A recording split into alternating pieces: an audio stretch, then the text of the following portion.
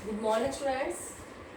बच्चों, हमने अब तक आपकी स्पर्श बुक के 4 पाठ किए हैं। स्पर्श बुक में 2 खंड हैं, गद्य खंड और पद्य खंड। गद्य खंड के 2 पाठ, दुख का अधिकार और एवरेस्ट मेरी शिखर यात्रा हमने कर लिए हैं, और पद्य खंड में हमने रैदास के पद और रहीम के दोहे किए हैं। मुझे आशा है कि आपने ये चारों पाठ अपनी कॉपी में कर लिए होंगे और इन्हें याद भी कर लिया होगा। बच्चों, आज हम करेंगे व्याकरण। व्याकरण में हम आज करेंगे शब्द और पद। ये आपने पहले भी सुना होगा, शब्द पद। क्या होता है ये शब्द? तो आज हम इसको विस्तार से समझेंगे। तो देखो बच्चों, शब्द क्या है? वर्णों के क्रमबद्ध तथा सार्थक मेल को शब्द कहते हैं, जैसे कमल, सफल आदि। अब हम ये भी तो कह सकते हैं कि वर्णों का मेल शब्द कहलाता है, लेकिन हमने ये क्यों बोला क्रमबद्ध और सार्थक मेल ही शब्द कहलाता है? क्योंकि वर्णों का कोई भी मेल शब्द नहीं होता। जैसे मान लो हमारे पास 3 वर्ण हैं, क, म और ल। अगर हम इन तीनों वर्णों को मिलाते हैं तो एक शब्द क्या बन जाएगा? कमल। तो ये सार्थक शब्द है। अगर हम इनको उल्टा करके मिलाएं तो क्या बन जाएगा? लमक। तो क्या ये शब्द बना? नहीं, ये शब्द नहीं बना। तो वर्णों का कोई भी मेल शब्द नहीं होता। शब्द क्या होता है? जब वह सार्थक हो, उसका कोई अर्थ हो। तो वर्ण जो हमारे ये हैं, इसमें जब तक इनका सार्थक मेल नहीं होगा, शब्द नहीं बनेगा। इसलिए इसकी परिभाषा क्या बनेगी? वर्णों के क्रमबद्ध, क्रमबद्ध मतलब सीरीज से, क्रम से, वर्णों के क्रमबद्ध तथा सार्थक मेल को शब्द कहते हैं। ठीक है बच्चों? सार्थक मतलब जिसका कोई अर्थ हो। वर्णों को हम मिला दें और उससे मिलकर जो शब्द बना, उसका कोई अर्थ ही ना निकले, तो फिर वो कैसा शब्द? इसलिए वह शब्द नहीं होगा। तो शब्द क्या होगा? वर्णों का क्रमबद्ध तथा सार्थक मेल शब्द कहलाता है। समझ में आ गया बच्चों? तो ये है शब्द। अब हमारी भाषा में अनेक शब्द होते हैं, जैसे सब्जी, रोटी, दूध, चाय, दीवार, बोर्ड, कोई भी वस्तु, टेबल, बेड, ये सारी चीजें क्या है? शब्द है। अब शब्द क्या है? स्वतंत्र इकाई है, अपने आप में स्वतंत्र है। शब्द अपने आप में ही स्वतंत्र इकाई है। उसमें हम अगर ये कहें कि वह किसी नियमों में बंधा हुआ है, ऐसा नहीं है। नियम में तो बंधा है। नियम कौन से नियम में बंधा है? कि वह सार्थक बने, बस। लेकिन वह स्वतंत्र है। अब अगर हम कहें पद क्या है? पद भी तो शब्द है। नहीं, शब्द एक स्वतंत्र इकाई है, ये अपने आप में प्रयोग किया जाता है। लेकिन पद, पद क्या है? वाक्य में प्रयुक्त शब्द को ही पद कहते हैं।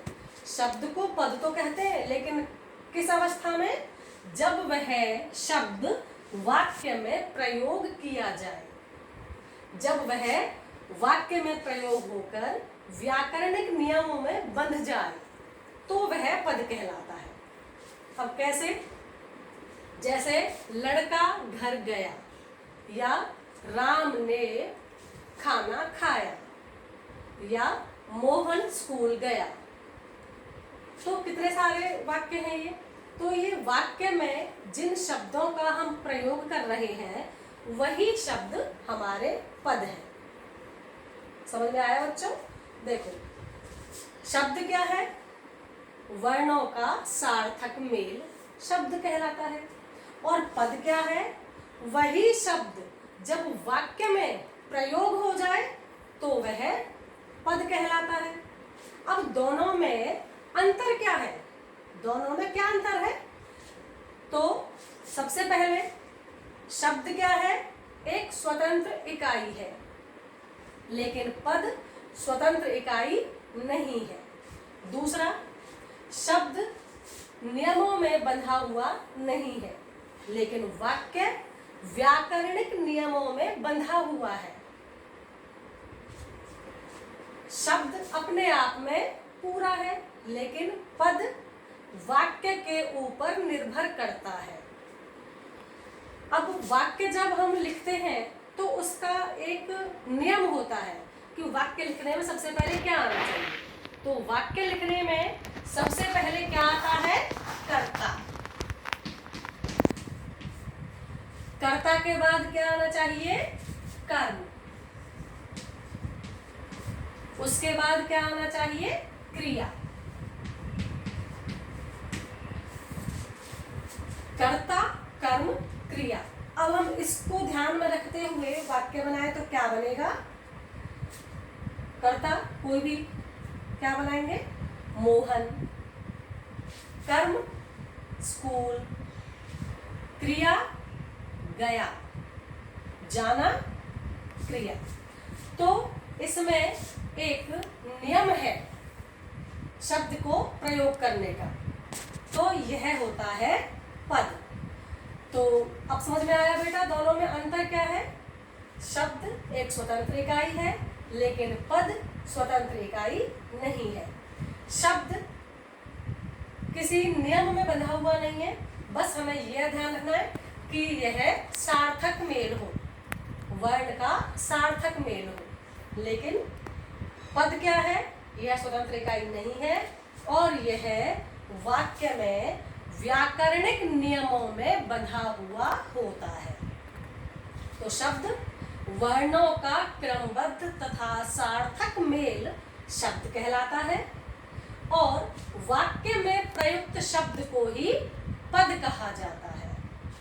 तो समझ में आ गया बच्चों, शब्द और पद क्या होते हैं।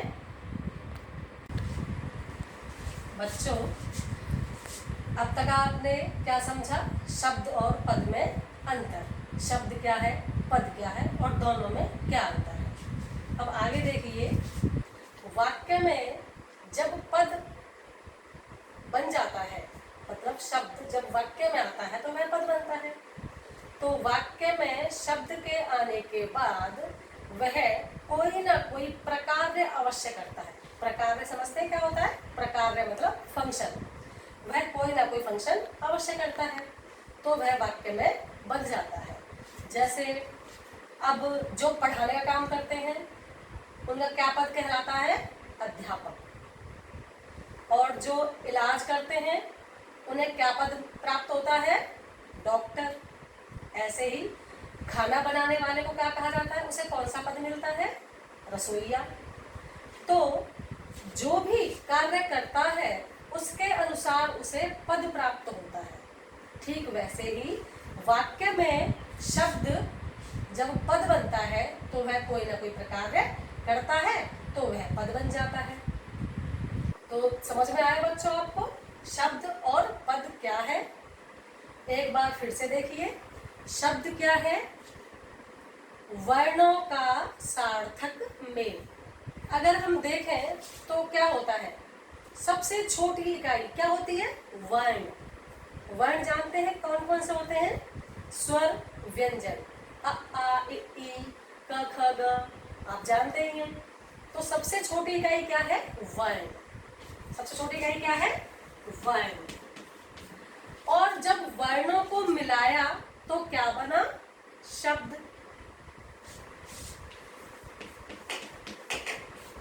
और फिर शब्दों को मिलाया तो क्या बना, वाक्य। और अब हम सबको इकट्ठा करें तो वाक्य में जो शब्द आए वो क्या कहलाए, पद। ठीक है। तो शब्द वर्णों का क्रमबद्ध और सार्थक समूह क्या कहलाता है, शब्द। और पद वाक्य में प्रयुक्त होने वाला शब्द ही पद कहलाता है। और दोनों में अंतर आपको पता ही है। क्या क्या अंतर है, एक बार फिर से दोहराते हैं। सबसे पहला, वर्णों का सार्थक मेल शब्द कहलाता है, लेकिन वाक्य में प्रयुक्त शब्द पद कहलाता है। दूसरा क्या है, शब्द अपने नियमों में तो बंधा हुआ है लेकिन फिर भी स्वतंत्र है, लेकिन पद स्वतंत्र नहीं है, यह वाक्य में आकर व्याकरणिक नियमों में बंध जाता है। ठीक है बच्चों, तो दोनों में आपको डिफरेंस मतलब अंतर समझ में आया। अब आपको शब्द और पद समझ में आ गया होगा। तो बच्चों अब मैं इसमें जो आपको गृह कार्य दूंगी उसे आप अपनी उत्तर पुस्तिका में करेंगे। ठीक है बच्चों, धन्यवाद।